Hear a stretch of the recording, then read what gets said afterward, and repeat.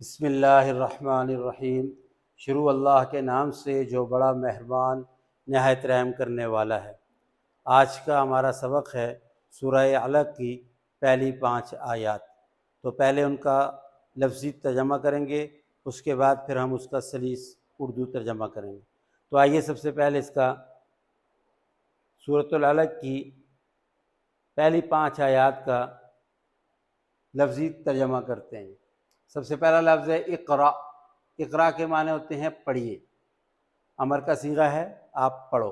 بسمی، با کا معنی ہوتا ہے ساتھ، اور اسم کہتے ہیں نام کو۔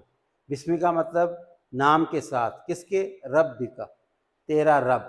رب کا مطلب رب، کا مطلب تمہارا، یعنی اپنے رب کے نام کے ساتھ پڑھیے۔ الذی، الذی کا معنی ہوتا ہے جس نے۔ خلق، خلق کا مطلب پیدا کیا۔ خلق الانسان، خلق کا مطلب پیدا کیا، الانسان انسان کو۔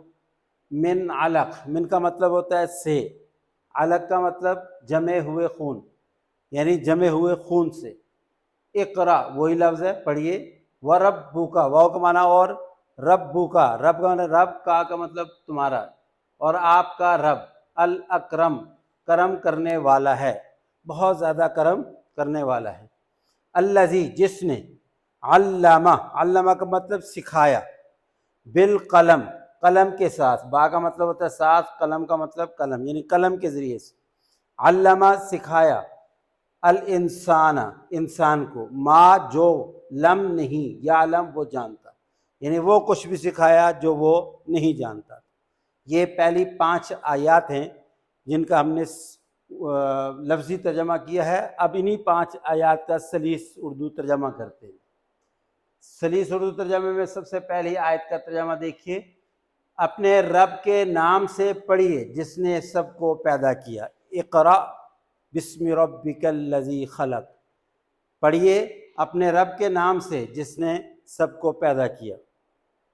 آیت نمبر 2 ہے جی، انسان کو خون بستہ سے پیدا کیا، یعنی جمے ہوئے خون سے پیدا کیا۔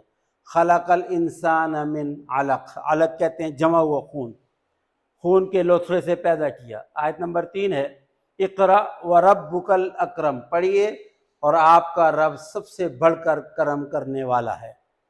اس کے بعد آیت نمبر 4، جس نے قلم سے سکھایا، علم بالقلم، جس نے قلم کے ذریعے سے سکھایا۔ علم الانسان ما لم یعلم، انسان کو وہ کچھ سکھایا جو وہ نہ جانتا تھا، انسان کو وہ کچھ سکھایا جو وہ نہ جانتا تھا۔ یہ پہلی علق، سورہ علق کی پہلی 5 آیات ہیں۔ حدیث پاک میں آتا ہے، بخاری اور مسلم کی روایات ہیں، حضرت عائشہ رضی اللہ تعالی عنہ سے مروی ہیں کہ آپ صلی اللہ علیہ وسلم جب 40 برس کے ہوئے تو غار حرا میں اکثر جاتے اور اللہ کی عبادت میں مشغول رہتے۔ تو اسی اثناء میں آپ کے پاس جب جبرائیل علیہ السلام پہلی وحی لے کر کے آئے تو یہ اس کا یہ سب سے پہلی آیات ہیں جو قرآن پاک کی اتری ہیں، 5 آیات۔ اور حضرت جبرائیل علیہ السلام کا واقعہ بیان کرتے ہیں کہ انہوں نے حضرت صلی اللہ علیہ وسلم کو یوں پکڑا زور سے اور آپ کو کہا کہ اقرا، پڑھیے۔ آپ نے فرمایا ما انا بقاری، میں پڑھا ہوا نہیں ہوں۔ پھر دوسری دفعہ ایسا ہوا، تیسری دفعہ ایسا ہوا، تو چوتھی دفعہ جبرائیل امین نے کہا اقرا بسم ربک الذی خلق، خلق الانسان من علق، اقرا وربک الاکرم الذی علم بالقلم، علم الانسان ما لم یعلم۔ یہ 5 آیات رسول اللہ صلی اللہ علیہ وسلم کو پکی یاد ہو گئی، حضرت جبرائیل نے ان کو پڑھائیں اور آپ کو پکی یاد ہو گئی۔